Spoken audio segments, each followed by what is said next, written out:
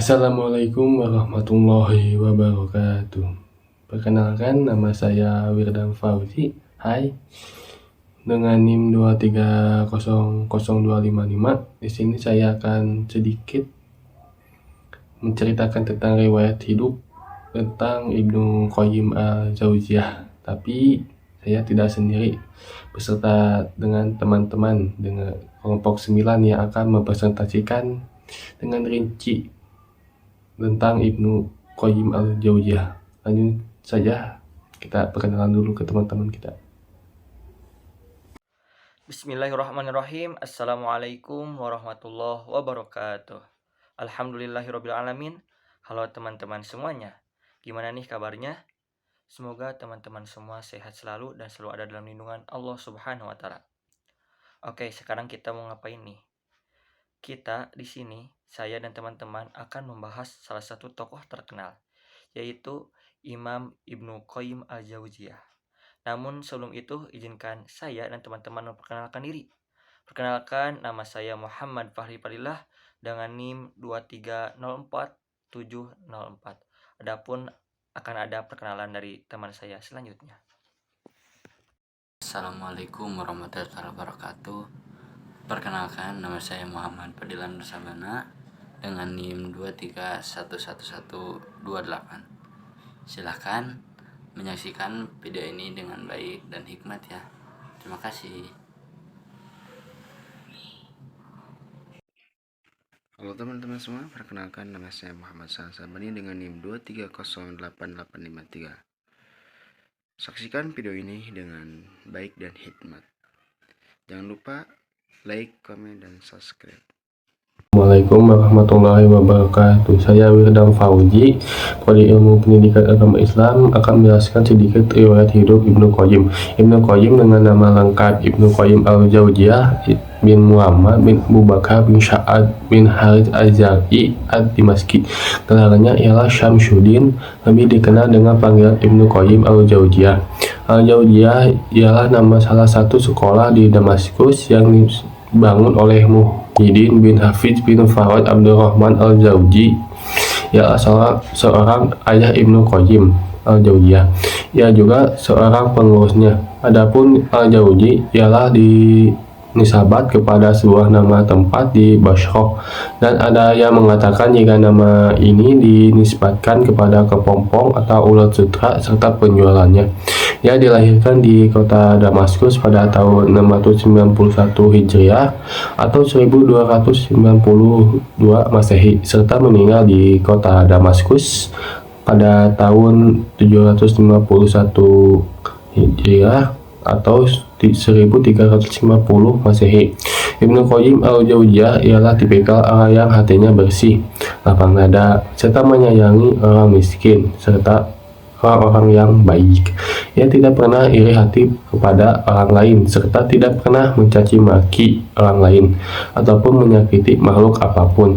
Setelah ia berhasil dalam pendidikan dasar, ia meneruskan pelajaran serta berguru kepada beberapa ulama terkemuka di daerahnya. Dalam usia yang relatif cukup sederhana atau muda, sekitar umur 7 tahun, Imam Ibnu Qayyim telah mulai menyimakkan hadis serta ilmu-ilmu lainnya di majlis-majlis para syahih atau guru. Pada jenjang usia 7 tahun, beliau rahimahullah telah menyimak beberapa juz berhubungan dengan takbir ar-ruya atau tafsir mimpi dari Syekh Shihabuddin al-Abir, serta juga beliau telah mematangkan ilmu nahwu serta ilmu-ilmu bahasa Arab lainnya pada Syekh Abu Al-Fat al-Labaki. Dalam riwayat pendidikannya, Ibnu Qayyim al-Jauziyah berguru kepada banyak ulama untuk memperdalam berbagai bidang keislaman. Di antara sekian banyak gurunya itu, yang paling berpengaruh ialah Syekh Al-Islam bin Taimiyah, lebih dikenal dengan nama Fatimah al-Jauhar. Guru yang paling lama mengajar Ibnu Qayyim ialah Imam bin Taimiyah selama 16 tahun gitu ya. Ia belajar kepada Ibnu Taimiyah dalam berbagai bidang ilmu tafsir, tafsir, hadis, fikih, faraid, dan ilmu kalam. Kita tidak cukup ilmu pengetahuan yang ia timba di daerahnya atau di kota Damaskus. Ia merantau jauh mencari ilmu ke tempat lain. Daerah yang sering ia kunjungi dalam rangka menambah ilmu dan pengalaman adalah negara Mesir. Lantas, bagaimana sih kedalaman ilmu dan akhlaknya Ibnu Qayyim al-Jauziyah? Maka dari itu, simak penjelasan berikut ini. Ibnu Qayyim al-Jauziyah mempunyai akhlak yang sangat mulia, juga mempunyai perangai lembut dalam pergaulan, mempunyai semangat yang tinggi, berwawasan luas, termasuk orang besar dalam sisi karakteristik. Itu pun juga termasuk orang yang besar dalam segi kebaikan, keilmuan, keutamaan. Begitupun dengan tahajud serta ibadah. Dan Ibnu Qayyim al-Jauziyah ini mempunyai tekad yang luar biasa dalam mengkaji serta menelaah sejak masih muda belia. Ia memulai perjalanan ilmiahnya pada usia 7 tahun. Allah Subhanahu wa Ta'ala memberi karunia serta bakat yang ditopang dengan daya akal yang luas, pikiran yang cemerlang, daya hafal yang mengagumkan, serta energi yang luar biasa.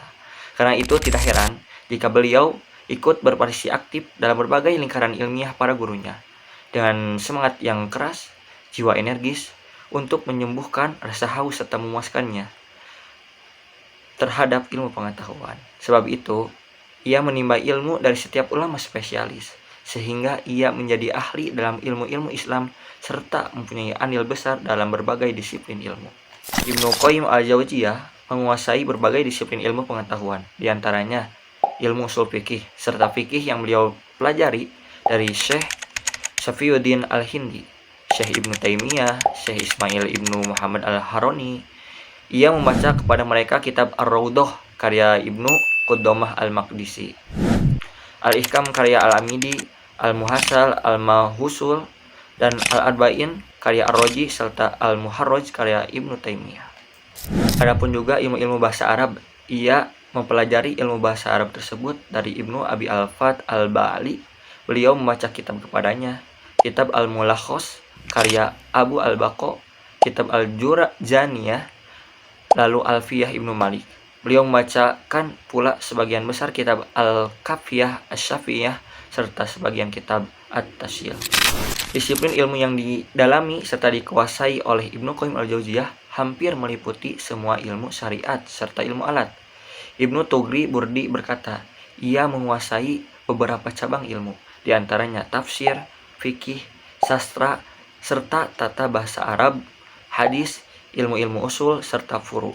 Ia telah mendampingi Syekh Ibnu Taimiyah sekembalinya dari Kairo tahun 712 Hijriah dan menyerap darinya banyak ilmu. Karena itu beliau menjadi salah satu tokoh zamannya serta memberi manfaat kepada umat manusia. Ibnu Qayyim al-Jauziyah memanfaatkan seluruh waktunya untuk menuntut ilmu serta memperdalam pokok-pokok ajaran Islam. Seluruh hidupnya dihabiskan untuk memerangi masalah syubhat yang berkembang di sekitar Islam, memegang teguh akidah para ulama salaf. Dan Ibnu Qayyim al-Jauziyah ini sangat gigih memerangi taklid buta serta menyuruhkan kebebasan berpikir, namun tetap berpegang teguh pada pokok-pokok ajaran Islam serta akidah para ulama salaf. Imam Ibnu Qayyim al-Jauziyah ialah sosok ulama yang banyak beribadah serta bertahajud, selalu berzikir serta amat mencintai serta fakir kepada Allah. Ia juga ulama yang amat memberi perhatian terhadap penyakit hati, sambil memberi terapi tentang mengobatinya serta menghilangkan penyakit ini dari hati. Dengan cara mujahadah, latihan rohani, banyak berzikir kepada Allah, bertawakal kepadanya, serta mencintai para kekasih serta walinya. Adapun Ibnu Qayyim al-Jauziyah ini mempunyai pengetahuan tentang tasawuf secara mendalam, bukan diperoleh dari gurunya, melainkan sebagai titik berangkat untuk beribadah serta sebagai arah untuk berjuhud, serta untuk memahami isi agama dalam pengertian waro. Dalam kitab Madarij As-Salikin, Ibnu Qayyim al-Jauziyah menggabungkan ilmu hakikat serta ilmu syariat, sehingga mendapatkan pemahaman keagamaan yang lurus, pemikiran yang tegak, serta akhlak yang mulia. Kecenderungan yang ditumbuh oleh Ibnu Qayyim al-Jauziyah ini membuat sebagian ulama serta peneliti memasukkannya sebagai seorang ulama tasawuf.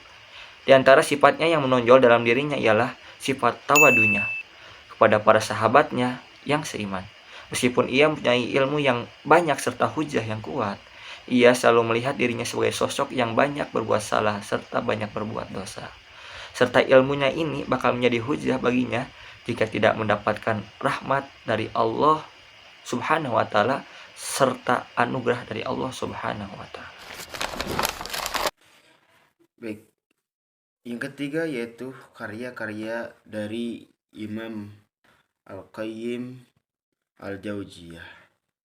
Ibnu Al-Qayyim Al-Jauziyah telah meninggalkan kekayaan ilmiah yang sangat besar. Kitab-kitab karya bukanlah hasil dari perdebatan, seperti layaknya mayoritas karya gurunya. Tulisan-tulisan beliau juga merangkum cahaya, salaf dan hikmah ulama terdahulu. Nah, beliau sering kali berhujjah dalam kata-kata ulama, salaf dan as-sunnah, seperti kalangan sahabat dan tabi'in. Ibnu Qayyim tersendiri telah menyusun karya-karya yang sangat banyak dalam berbagai disiplin ilmu. Di antaranya, yang pertama dalam bidang ilmu fikih dan usul fikih, yaitu I'lam al-Muwaqi an Arabil Alamin. Yang kedua, At-Tatuq al-Hikmah fi Asyasiyah al-Asariyah. Yang ketiga yaitu Ihsyad al-Fan fil Makain Asyaitan. Terus di antara yang kedua yaitu dalam bidang ilmu kalam. Pertama yaitu Al-Kafiyah Asy-Syafiyah fil Istahir ilal Farq an-Naziyah.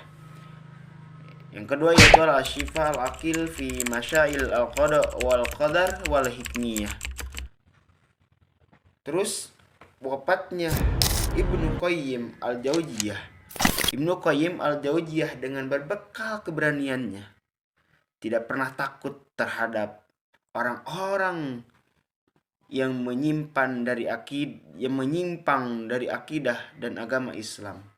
Walaupun jiwa raga Ibnu Qayyim Al-Jauziyah dalam ancaman, tetapi beliau tidak gentar, tidak takut untuk menghadapi dan memberikan ajaran.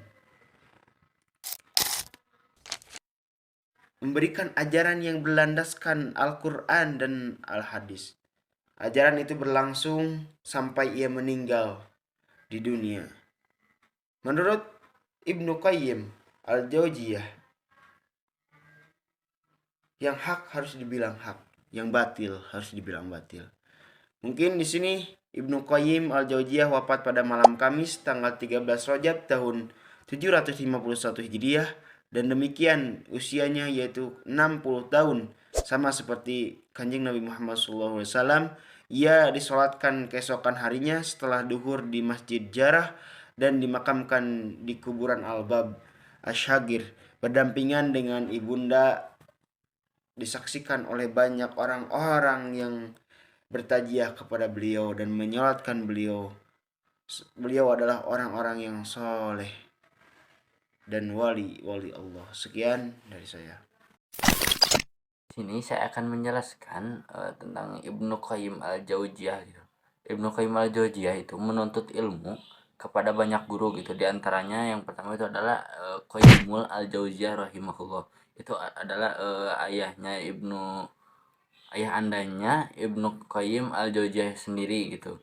Yang kedua ada Syekhul Islam Ibnu Taimiyah rahimahullah. Kepada gurunya ini beliau bermulazamah atau menemani dengan lekat gitu dan memperdalam ilmu agama. Beliau juga membaca berbagai kitab di hadapan gurunya.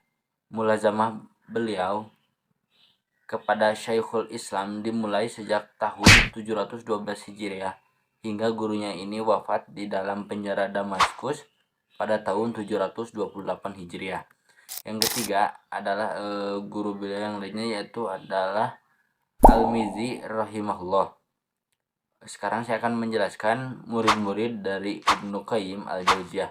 Yang pertama itu adalah Ibnu Rajab Al-Hanbali rahimahullah. Ia dengan tegas menyatakan bahwa Ibnu Qayyim rahimahullah adalah gurunya. Selama lebih dari 1 tahun aku bermulazamah dengan mengikuti majelis-majelis ilmunya sebelum beliau wafat, dan aku memperdengarkan kepada beliau karya beliau di Qasidatun Nuniyah atau Wilah Fis Sunnah, serta beberapa karya tulis beliau lainnya. Menurut terang Ibnu Rajab, muridnya itu sendiri. Yang kedua adalah Ibnu Katsir rahimahullah. Ia berkata, aku termasuk salah satu murid beliau yang paling sering mengikuti kajian keilmuannya dan salah seorang yang paling dicintainya. Yang ketiga adalah Az-Zahabi rahimahullah. Saat menyebutkan tentang biografi Ibnu Qayyim al-Jauziyah dalam kitab Al-Mu'jamul Mukhtas, yang menyatakan Ibnu Qayyim adalah gurunya. Yang keempat adalah Ibnu Abdil Hadi rahimahullah. Sebagaimana yang dikatakan oleh Ibnu Rajab, kalangan orang-orang terhormat senantiasa memuliakan beliau, yaitu Ibnu Qayyim al-Jauziyah, dan mereka berguru kepadanya seperti Ibnu Abdil Hadi dan yang lainnya. Yang terakhir ada Al-Fairuz Abadi, penulis Al-Qomus Al-Muhit, sebagaimana yang dituturkan oleh Asy-Syaukani. Kemudian Al-Fairuz Abadi melakukan perjalanan ke Damaskus. Sampai di sana pada tahun 755 Hijriah. Ia memperoleh ilmu dari Taqiyuddin As-Subki dan sejumlah alim ulama di sana yang jumlahnya lebih dari 100 orang, termasuk diantaranya Ibnu Qayyim. Mungkin sekian dari saya.